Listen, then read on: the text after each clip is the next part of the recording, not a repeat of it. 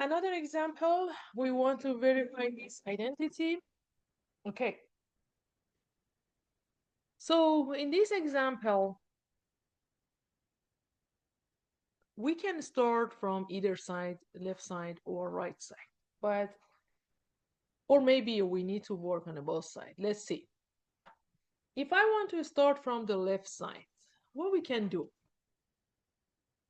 So on the left side, we have 1 plus sine theta over cosine theta. I see a fraction. I see two terms on the numerator and one term on the denominator. So we may need to write this one down as a separate fractions. Since I have one single term on the denominator, I can rewrite this as a two separate fractions, 1 over cosine and the sine over cosine. Based on the fundamental trig identity, I know that the 1 over cosine is always secant, and sine over cosine is always tangent. And I ended up with secant plus tangent, and that's exactly my right side of the equation, which means I'm done. This identity is verified. Another example, again, I'm going to start from the left side again. If I need to work on the right side as well, I will do it later, but I may get the answer from this side only. So on the left side, I have 1 plus cosine t over 1 minus cosine t. Okay, what we can do in this case? So I have two terms on the numerator and two terms on the denominator. Since I have two terms on the denominator, I cannot rewrite them as two separate fractions. Two separate fractions, like the one that we did in the previous example, is when we have one single term on the denominator.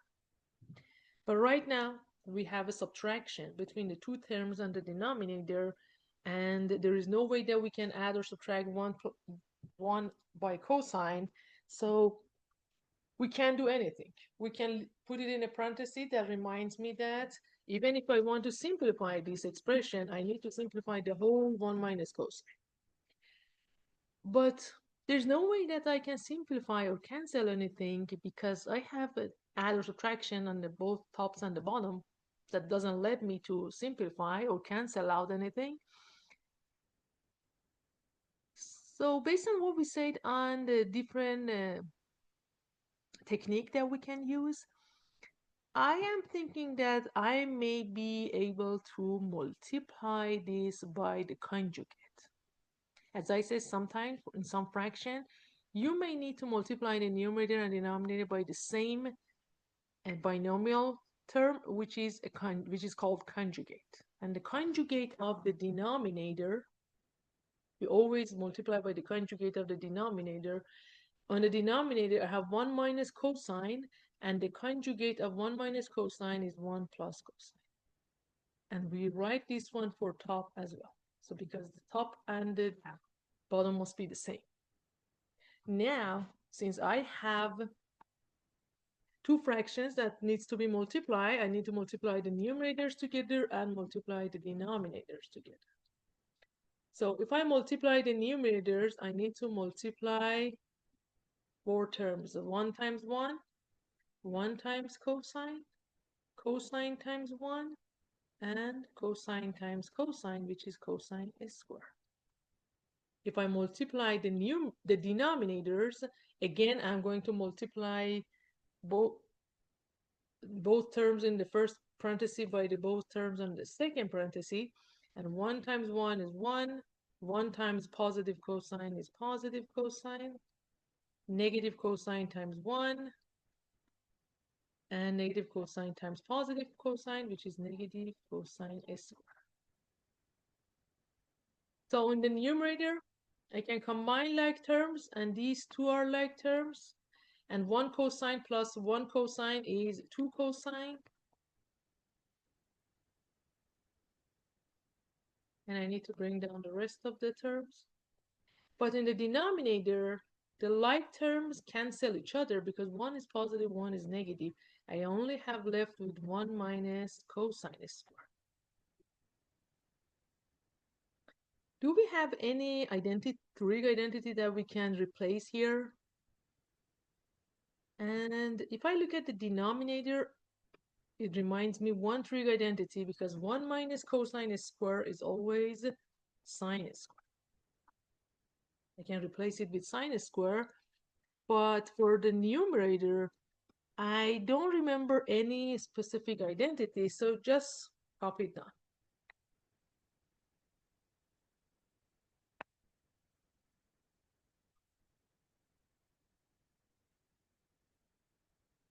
Okay, I think I need to leave this one and start on the right side and see if I can get something like this.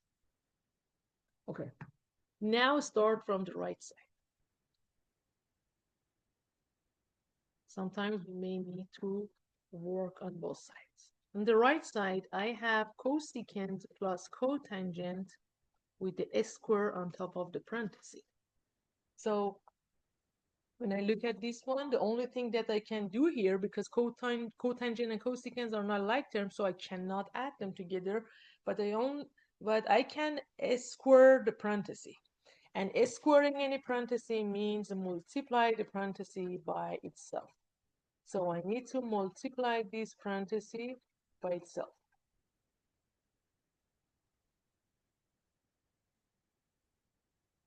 And for multiplying two parentheses, I need to multiply everything, do the FOIL. So cosecant times cosecant is cosecant squared. Cosecant times cotangent, it's just cosecant times cotangent. I can't do anything for that. And let's see. And cotangent times cosecant again is cotangent times cosecant is the same as cosecant times cotangent. And cotangent times cotangent is cotangent squared.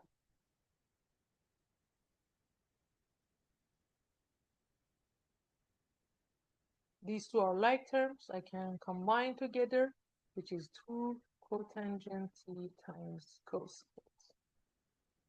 It doesn't matter which one, since it's multiplication between cotangent and cosecant, there's no order between them.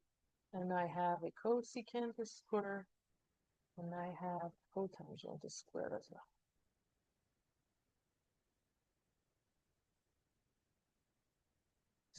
So I see that everything still is in terms of cotangent and cosecant. But when I simplified the left side, I had everything based on the sine and cosine. So I need to do something that change everything on the right side based on the sine and cosine as well. So let's see what we can do. I know that the cosecant is 1 over sine, but since I have s square is 1 over sine square. Cotangent is cosine over sine. Cosecant is 1 over sine again. Cotangent is again cosine over sine, but since there is s square, both of them must be s square. And if you multiply these fractions, you get 2 cosine t over sine square of t. Sine times sine is sine square. Now, bring down the two other fractions. When I look at these three fractions, I see that they all have the same denominator, which means that's a common denominator, and I can keep that as a common denominator and add the tops. Add 1 by 2 cosine by cosine square. And now I see I have exactly my left side. So these two are exactly equal to each other, which means now, since the left side is equal to right side, I verified this identity.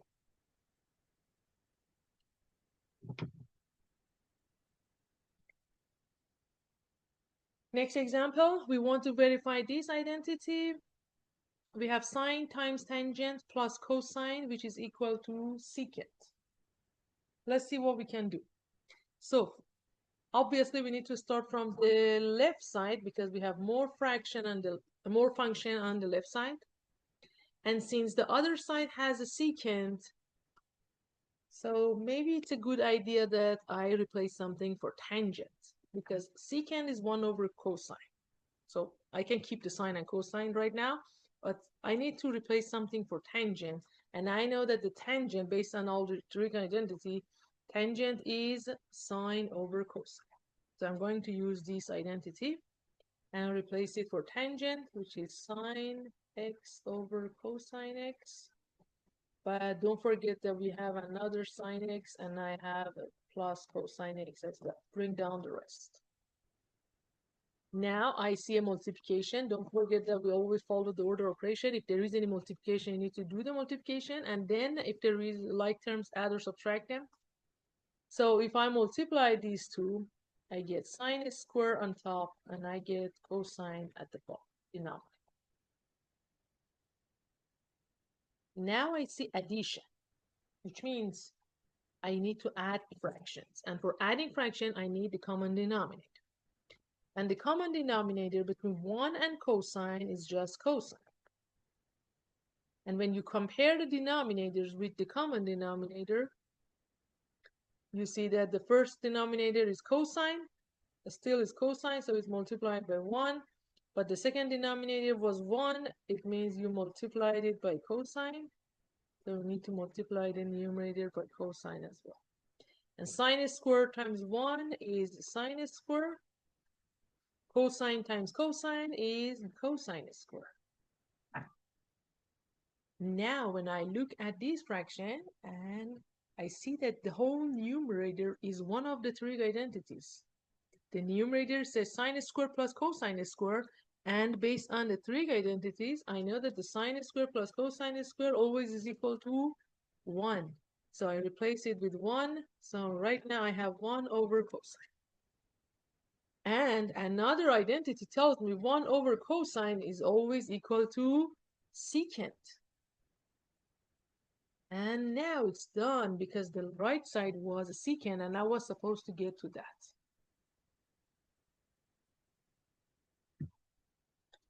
Next example, we want to verify this identity. So I'm going to start from the left side. I have two fractions. For sure, I need to add fractions. For adding fraction, I need common denominator. And the common denominator between 1 plus sine and cosine is just a multiplication. So the common denominator is cosine x times 1 plus sine x. So you can make a big fraction with the common denominator. Don't try to multiply the common denominators now. If we need it, we can do it later. And then when we compare denominators, I see that the first denominator was 1 plus sine, which means you need to multiply it by cosine. Do the same on top. The second denominator was cosine, which means you need to multiply by 1 plus sine. And you need to do the same on top. Okay, now let's multiply. Cosine times cosine is cosine squared. I have two terms and two terms on the second fraction, so I need to do 4 multiplication. 1 times 1, 1 times sine, sine times 1, and sine times sine, which is sine squared.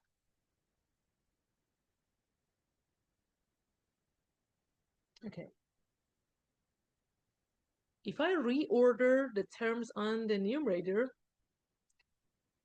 and after combining the like terms, these two can be combined together, which is 2 sine x. And I also have a plus 1. And if I reorder and put the sine square next to the cosine square, I get this one. And I know sine square plus cosine square is one of the Trig identity, and it's always equal to 1. And 1 plus 1 is 2 plus 2 sine x. And we keep the denominator the same. Still not multiply the denominators. As long as you have something to work on in the numerator, don't touch the denominator. Now, on the numerator, I see a common factor. I see 2, which is a common factor between these two terms. And you can factor it out. And if you factor 2, you get 1 plus sine. Because 2 divided by 2 is 1, and 2 sine divided by 2 is just sine. And now, if you keep the denominator the same, you can easily cancel the same parentheses, and you will have a 2 over cosine. 2 over cosine means 2 times 1 over cosine. Because if you multiply the numerators and denominators, you get 2 over cosine again.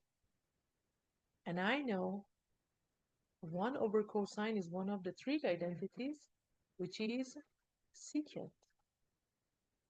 And now I have the same as the right side, which means, yes, I verified the identity and I'm done. So pay attention that I always start from one side and try to get the other side.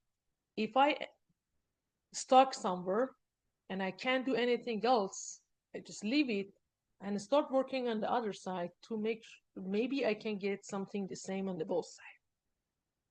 If still I can't do anything and I can't get something the same, you may need to erase everything and start over with new trig identities or different techniques. And the last example, to verify this identity, let's see what we can do.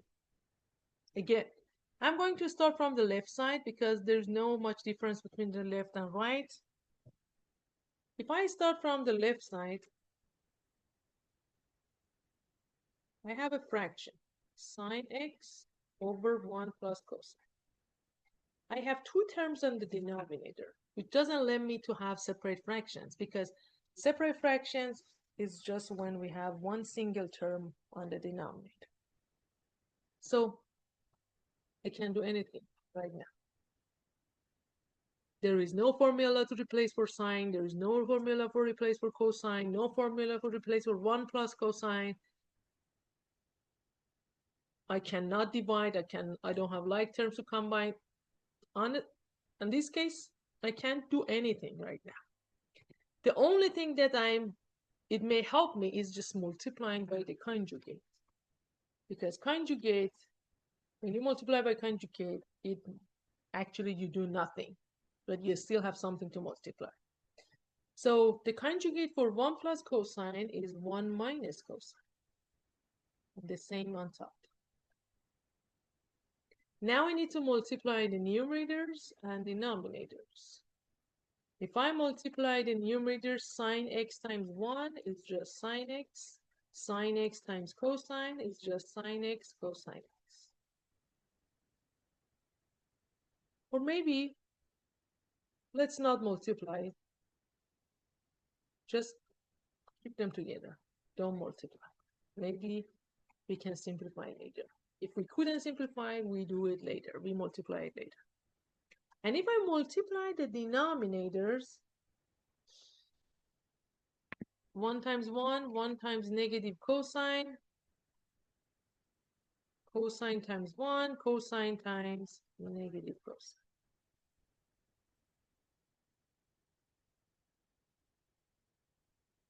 I have like terms here. They cancel each other. And for the denominator, I have 1 minus cosine square. And that reminds me one of the trig identities. I'll just bring down the numerator. 1 minus cosine square, it's sine square. And then just bring down the numerator again. Don't touch the numerator right now. Because now I am able to cancel the sine by sine. Because this sine is out of the parenthesis. And I have two signs on the denominator. So one of them will be canceled by the numerator. And I have left with 1 minus cosine on the numerator and 1 sine on the denominator. And that's exactly my right side. So I'm done. This identity is also verified.